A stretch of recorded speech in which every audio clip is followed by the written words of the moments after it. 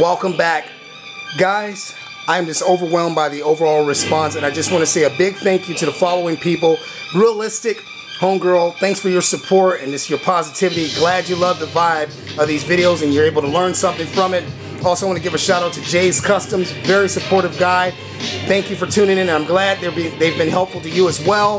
Hen Solo, the name of the song that you want is Get to the Point by Dubstep. So just search Get to the Point and type in dubstep, and that should take you where you want to go, and there's some other great songs there as well. Without further ado, let's jump into the war, Rhino. Now, what I'm going to do, guys, is run through some of the materials we'll be needing for this project, and then after that I'm going to start doing a basic wash on this guy. He's already pretty much close to a black base here, so we're not going to need to black base him, at least in theory. So just, if I mess up, I mess up. Hey, so at any rate, here's the colors we're going to be needing. Just a standard cheap Crafters acrylic white. I got a folk art brown. You can use whatever brands you want to use. Here's Americana. Most of the stuff comes from Walmart, guys. Some of it comes from like Craftsmart, you know, or Michael's Arts and Crafts. There's no secret there. But we got the yellow there, basic gray, brown, white. We have a silver by Folk Art there, a metallic silver. This is an off-white by Acrylic Craft Paints. Super glue, I don't know whether or not I'm going to use that, and I'll tell you guys why later. And then, of course, our handy-dandy paint brushes with different tips, some water to rinse them out, a cup, and a little board to keep things nice and neat, and last but not least, a hot glue gun. As you can see, it gets plenty of use, but I'll probably end up using the glue gun to apply the armor instead of the super glue, because this tends to take a while to bind, and sometimes it depends on what kind of resins or plastics you're using it on. It has a hard time grasping, so hot glue gun, fail safe every time. So let's get started. Oh yeah, and something you don't care about, a rag to wipe out the brushes. First things first, we pick a brush. Got some decent sized bristles there. Then we pick out the gray. Now, I've had some problems with this gray, guys. This Americana neutral gray. It tends to, like, I don't know, it just tends to leave a lot of holidays in the paint. So we're going to try to use it here. But, you know, if I mess up, guys, I might have to do some repairs off camera. Here we go. Pour a little paint into the top. Set the rest to the side out of the way. And this is what we're going to use to start painting this guy. So I'm just going to jump into it, and while I'm doing it, I'll talk to you guys. So, like I said, guys, really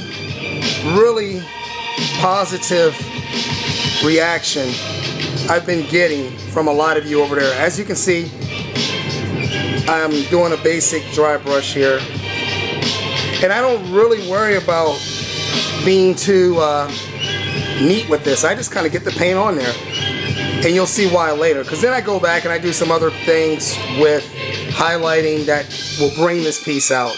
But for right now, we're just gonna make this guy look cool by just getting a basic solid coat all over him.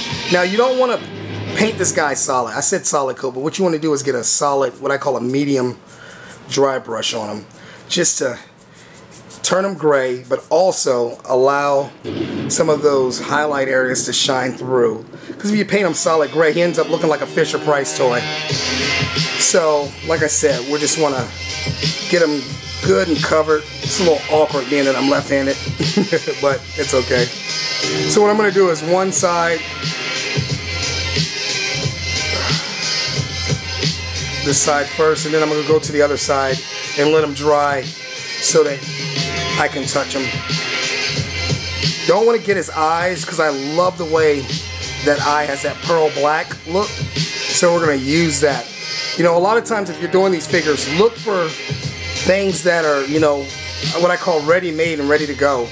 You know, you don't necessarily want to repaint the entire figure if you don't have to. So I'm going to take the lazy bastard approach. See? That's popping already. So let's use that. We're not going to paint his horns gray because we're going to do something else with those to bring them out. We're not going to paint the insides of his ears because we're going to do a more of a flesh tone on the inside to make it look more realistic. Look at that, realistic. She's got some really good music, guys. If you haven't heard her, go check her channel out, Realistic Videos. She's amazing on the mic, man, so hit her up. We got the CD and we listen to it every now and then in the car and just bump it. Real good stuff. But like I said, we're gonna get on the inside of here. Look at that. So already it's starting to look a little more like something you would see in the jungles of Africa or in the savannah. Now let's see. Alright, now what I'm gonna do, because this is gonna be a little hard to get this guy holding him like this without getting paint all over my hand. So I'm gonna set him down and turn him, guys. And I'm just gonna paint him like this. You guys can watch and tag along. Nothing exciting about this portion. It's just basically getting this guy colored gray and making those highlights pop out just a bit so that we can go from there and make him look real awesome. So I'll probably end up doing his underbelly off camera because this guy's gonna be pretty wet for a while. It's gonna take a little bit to dry. It doesn't take a whole long time to dry, guys. It takes about maybe 10 minutes after the paint's applied and you don't touch it and just kind of let them air dry. About 15 minutes you should be able to touch this guy. As long as you don't go hog wild with the paint. Right now I'm getting his feet down the bottom. You can't really see that. And like I said, I'm just going over them ever so lightly, just covering them sparsely with gray, and then I'm going to go back and add other highlights to make them pop. Go around the ear here. Let's see. Yeah, if any of you guys are ever interested in some of the type of music that I'm playing in the background, we use a lot of obscure stuff. A lot of times my baby brother will make tracks for us or whatever. Him and his buddies have a little rap group going and they're pretty good. So just hit us up, man, and I'll tell you, what I'm using or whatever. Just hit me up, personal message, or leave a comment in the comments box and I'll get back to you as soon as I can, guys. If I don't respond right away, that just means I'm busy. It's not, I'm not blowing anybody off because I love the feedback from each and every last one of you guys. So I consider you all to be my extended family.